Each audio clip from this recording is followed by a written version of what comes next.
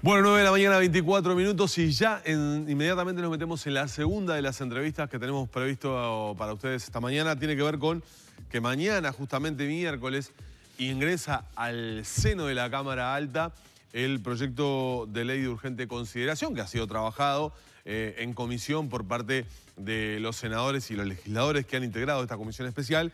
Y vamos a charlar en el marco de esto al senador por el Partido Nacional, Gustavo Penadez, que estuvo presidiendo además esta comisión especial que estuvo analizando la denominada LUC.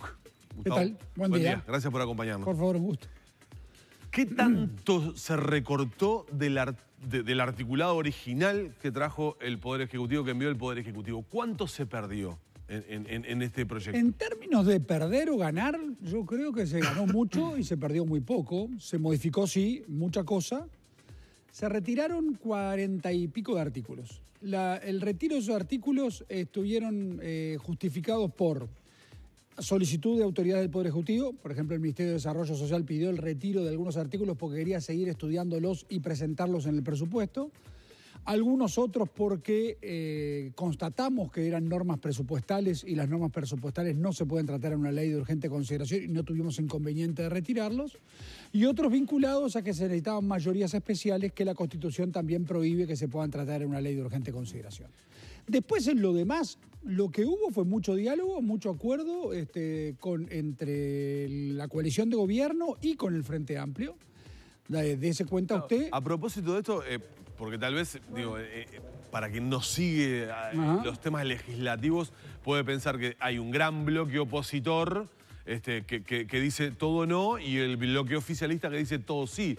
Pero en realidad hay mucha negociación entre ustedes, entre el Partido Nacional, el Partido Colorado, Cabildo Abierto, Partido Independiente, también Partido de la Gente. El Partido de la Gente, el Frente Amplio. Sí, Es decir, bueno, negocian. Volvió al Parlamento. Por ejemplo, la votación del articulado, ¿el Frente Amplio apoyó, votó? Y más del 50%. Más del 50% del articulado lo votó el Frente Amplio. La mitad del articulado salió por unanimidad de comisión. Entonces, lo que no se condice con la argumentación de aquella tan dura crítica que hubo sobre el inicio de la ley de urgente consideración. Claro, pero para la opinión pública esto no parece así. Claro. Capaz que para la opinión pública todos a favor, mano de yeso, el oficialismo votando todos los artículos. No, nada que ver. Y la oposición, todo el mundo de la oposición, todo en contra. No, eso no sucedió así.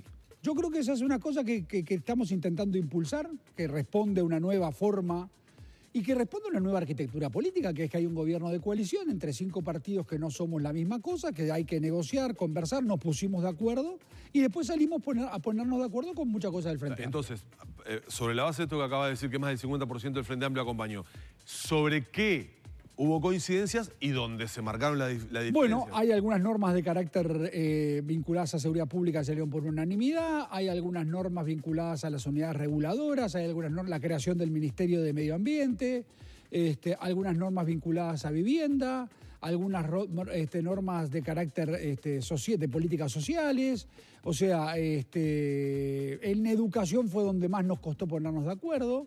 Pero en líneas generales fue un trabajo muy normal, dio para recibir a todas las delegaciones que se querían. O sea, se recibieron a todas las delegaciones que solicitaron ser recibidas, más de 120. Ahí hay críticas porque dice que tenían 20 minutos para hablar, hablaban y ni siquiera tenían una devolución del legislador. Pero lo que pasa es que la idea no es tener una devolución, la idea es escuchar lo que tú venís a plantear. O sea, tú venís a plantearnos una cosa a nosotros con relación a tu opinión sobre la ley de urgente consideración. Te escuchamos, te hacemos algunas preguntas, se levanta y se va. La idea no es intercambiar opiniones o entrar en un debate directo, porque nunca sucedió. Yo hace muchos años que soy parlamentario y no recuerdo en ninguna otra ley haber recibido tantas delegaciones, ni siquiera en las de presupuesto. Entonces, creo que eso es una cosa, es un activo una nueva conducta, una nueva cultura de diálogo interno en el gobierno y de diálogo con la oposición. Y creo que de aquello de que, y mañana vas a ver que sí, van a salir de vuelta a hablar de la barbaridad de la LUC, etcétera, etcétera. Ahora, lo difícil de sostener después de criticar tanto es votar la mitad.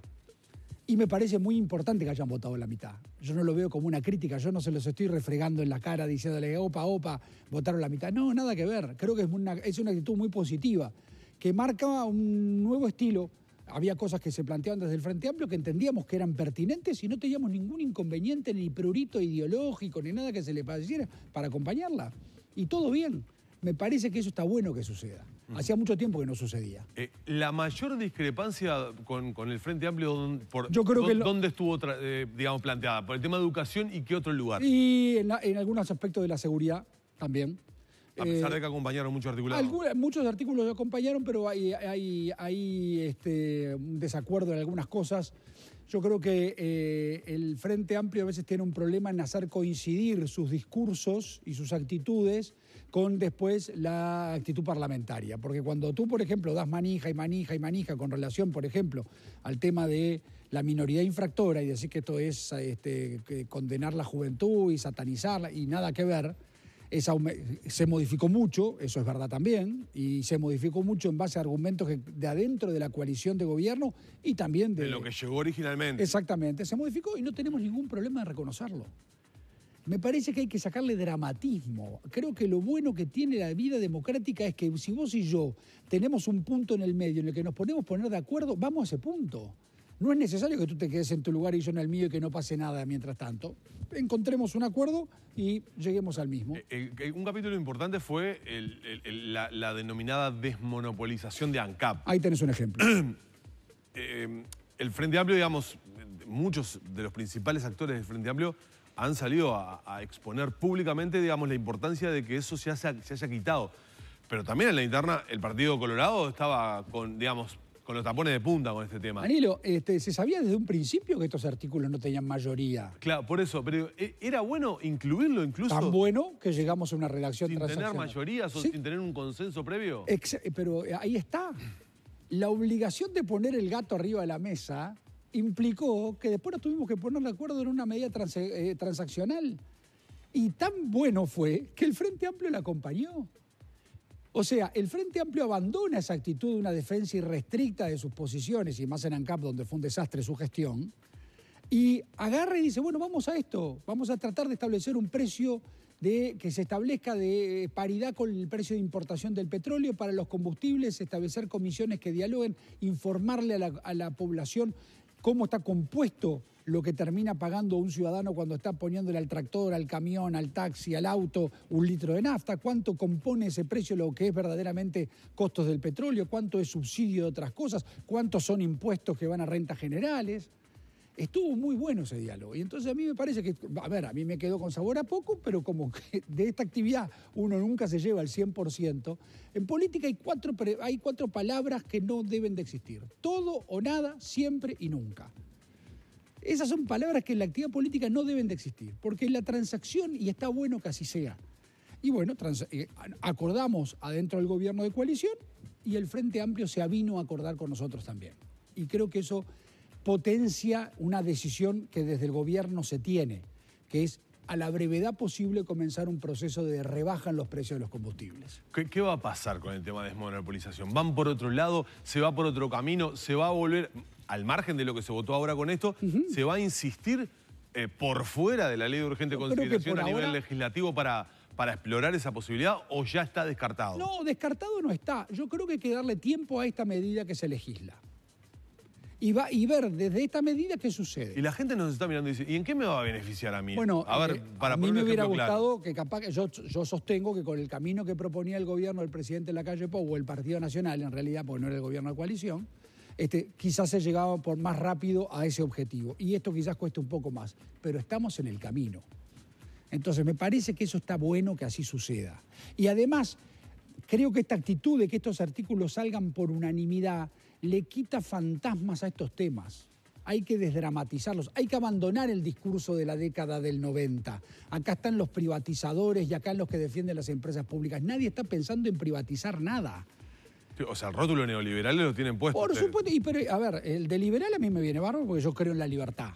Ahora, lo del neoliberal si está asociado con una política económica y bueno, ahí podemos tener, creo que los primeros días del gobierno del presidente Lacalle Pou han demostrado que no es nada, es muchas cosas menos neoliberal. Y en ese sentido lo que a mí me parece es que, bueno, en este caso nos acercamos. Nosotros dejamos de ser quizás menos neoliberales y ellos dejaron de ser menos estatistas. Y bueno, y en ese camino capaz que nos vamos a encontrar. ¿Y quién aspiramos a que sea el beneficiado? Por lo menos nosotros, el consumidor, el productor, el que tiene en el componente del combustible un precio que lo saca de competencia en el mercado. ¿Pero le va a bajar el precio eso? Yo creo que sí. Creo que sí. ¿En lo inmediato, en qué tiempo? Yo creo que en un plazo prudencial, porque esto tiene varios componentes. Un componente también es la situación económica del país. Entonces, y nadie pensaba que nos iba a pasar esto del coronavirus, y nadie iba a pensar, te pongo también algo del otro lado, en el otro platillo de la balanza, nadie iba a pensar que el precio del petróleo en los mercados internacionales se iba a derrumbar como se derrumbó. Ahora, es claro que tenemos que tener una estrategia distinta, que se demostró que la utilizada por el gobierno del Frente Amplio fue un rotundo fracaso, y se demostró también de que es necesario quitarle los cucos a estos temas y enfrentarlos con valentía. Un poco más sobre el mecanismo que se acordó para fijar. El precio que se debe justificar cada 60 días, el precio de paridad con el precio de importación. Bueno, se establece la obligación de en un plazo establecer el precio de paridad de la importación. Eso obliga a ANCAP a blanquear, si se puede decir de alguna manera, los costos y sobrecostos.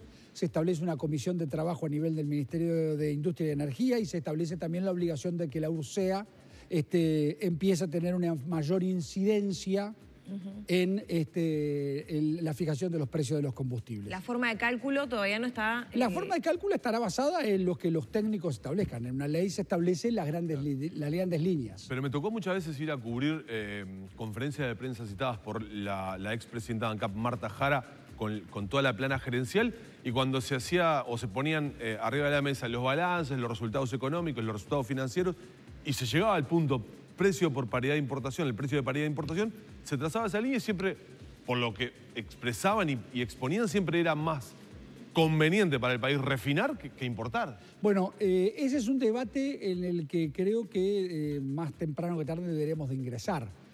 ¿Por qué? Porque esos son variables. Hay momentos en los que es más barato refinar nosotros que importar refinado. Y hay momentos que es más barato importar refinado que refinar. Pero hay un componente ahí central, que es parar la refinería ANCAP. Tiene un altísimo costo también. Entonces, esas son las decisiones que hay que adoptar en su momento. Hoy hay un componente que el ministro de Industria nos planteaba, que es un componente muy desafiante, que es en la región hay un déficit de refinerías de petróleo. Tanto es así que Paraguay, Argentina y Brasil están importando combustible refinado del Golfo de México. Entonces, ese componente es un componente que podría plantear la ANCAP el desafío de poder vender, no cuando tiene excedentes, sino permanentemente, y eso establecerlo como una nueva línea de negocios. Ahora, lo más importante de esto es que la voluntad del Partido Nacional no fue la que primó, pero logramos un término intermedio. Tengo que cerrar. El PIT-CNT está convocando un gran paro nacional general parcial para cuando comience el tratamiento a nivel parlamentario, a nivel de Cámara, con una concentración grande en el Palacio Legislativo. ¿Qué responden ustedes a todas las reivindicaciones que han hecho las principales figuras de la central en estas horas? Y a esa actividad de movilización. Tienen todo el derecho de expresarse. Esperemos que se expresen, si es una movilización, con los cuidados pertinentes producto de la situación sanitaria que estamos viviendo. ¿No los van a dejar entrar a las barras? Lo que pasa es que las barras se decidieron cerrar por una cuestión de preservación, o sea, sanitaria, que es la concentración excesiva de gente. Ya tenemos un problema, ya los senadores adentro, meter 400 personas adentro de una sala tan chica como la del Senado es complicado.